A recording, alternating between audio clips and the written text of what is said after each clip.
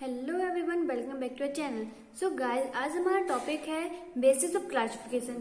तो आज हम क्लासिफिकेशन के बेसिस को समझेंगे कि किस बेसिस पर क्लासिफिकेशन होता है। तो क्लासिफिकेशन हमारे पास 4 तरीके से हो सकता है: geographical, chronological, qualitative and quantitative.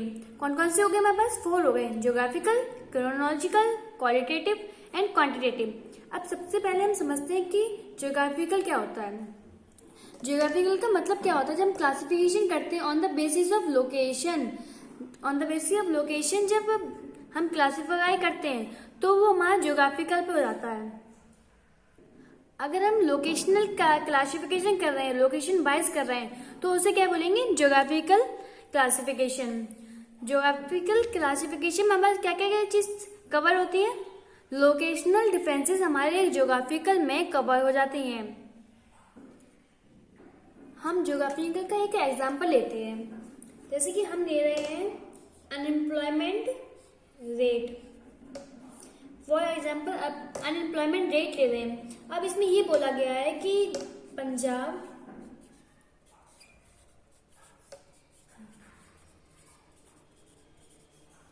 आप इस तरीके से ले रहे हो कि पंजाब में जो अनएम्प्लॉयमेंट रेट है इतना। अब जो ये अल्टीमेटली क्लासिफिकेशन हुआ है, यहाँ पे स्टेट होगा, यहाँ पे रिक्वायरमेंट होगा। अब जो ये क्लासिफिकेशन हुआ है, ये on the basis of locational हुआ है। तो ये किसका एग्जांपल हो गया? ज्योग्राफिकल का। अब what is chronological classification? Chronological classification होता है on the basis of time. Chronological on the basis of time पर होता है। टाइम का मतलब क्या होता है? फॉर एग्जाम्पल ये सिर्फ और सिर्फ एम्प्लॉयमेंट, ये है यहाँ पे क्या हो जाए, सिर्फ और सिर्फ यूपी का है, अनएम्प्लॉयमेंट रेट ऑफ यूपी। अब इसमें ये बोला कि 2018 में इतना था, 2019 में इतना हो गया और फिर 2020 में इतना हो गया।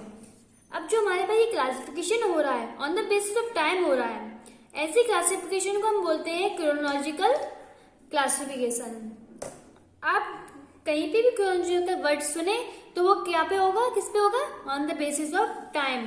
पहला समझ में आया? Geographical, state wise, locational wise, chronological, time wise. तीसरा आता है क्वालिटेटिव।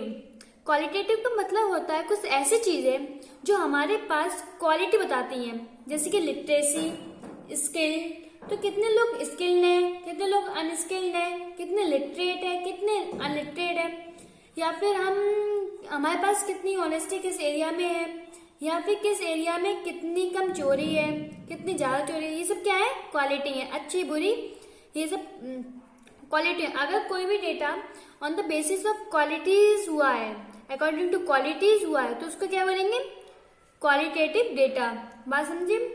अब क्वालिटेटिव डेटा 2 टाइप के हो सकते हैं, 2 टाइप के हो सकते हैं। पहला तो सिंपल, उसके बाद आता है मैनीफोल्ड। अब सिंपल और मैनीफोल्ड में डिफरेंस देखते हैं। सिंपल में उसकी एक क्वालिटी करके उसको किया जाता है, डेटा बनाते हैं और उसको एक क्वालिटी लेते हैं और कर देते हैं। मैनीफोल्ड में क्या होता है? उसमें ज्यादा क्वालिटीज आती हैं। चलो हम एग्जाम्पल लेते हैं। फॉर एग्जाम्पल हमने क्लासिफिकेशन लिया, हमने ले लिया classification of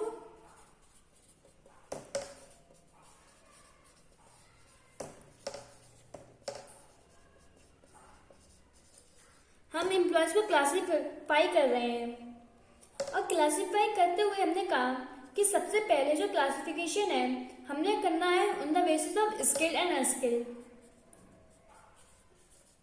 how many of them are skilled and how many of them are unskilled. तो स्किल्ड एंड अनस्किल्ड एक क्वालिटीज हैं, जो स्किल्ड है वो अच्छी क्वालिटी, जो अनस्किल्ड है उनमें गलत क्वालिटी है। तो ये हमारा हो गया सिंपल क्लासिफिकेशन। अब मैंने क्या किया, मैंने इसको और डिवाइड कर दिया। अब स्किल्ड में हम ये देखते हैं कि इसके पास स्किल्ड है वो कितने पढ़े लिखे हैं, यानी कि कितने लिटरेट हैं और कितने इलिटरेट हैं।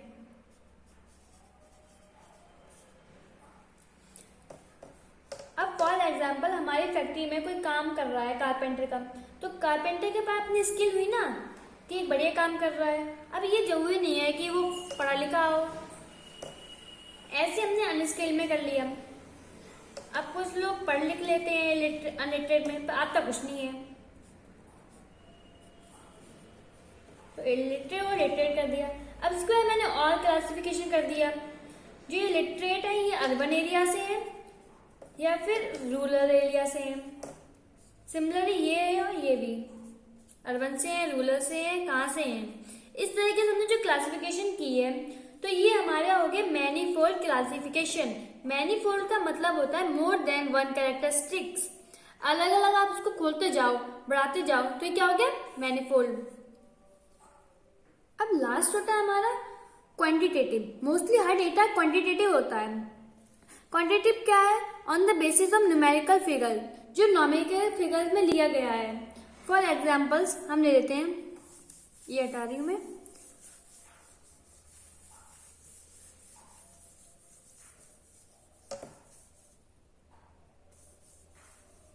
मैंने एग्जाम ले लिया वर्कर्स इन कंपनी। मैं इनका कंपैरिजन कर दूंगी।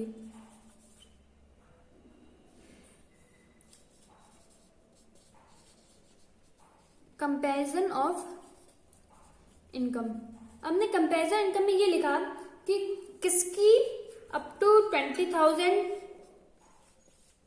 इनकम है और ऐसे कितने हैं जिनकी 20,000 से लेके 50,000 तक है इनकम।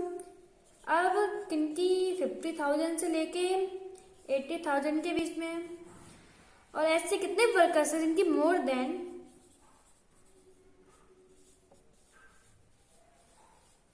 ठीक हुआ।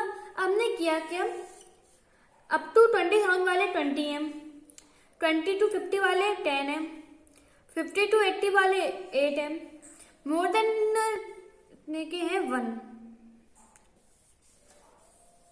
तो इस तरीके से हमने अब क्लासिफिकेशन किया है, on the basis of numerical figure किया है। इधर भी न्यूमेरिकल फिगर और इधर भी न्यूमेरिकल फिगर हमेशा होता है। तो डेटा हमेशा जो भी होता है वो नंबर्स में होता है। इसके हमने कई डिफरेंसेस देख लिए, और इसके पहले स्केल टेटली वगैरह आ रहा, टाइम आ रहा था। तो ये क्लासिफिकेशन ऑन द वे, जो वे है ये चेंज हो गया। इसी बेसिस का हमारा सवाल था। तो हमारे क्लासिफिकेशन के बेसिस कंप्लीट हो गए, ज्योग्राफी का क्रोनोलॉजिकल, क्वालिटेटिव और क्वांटिटेटिव। तो हम हमारा नेक्स्ट टॉपिक हम कवर करते हैं।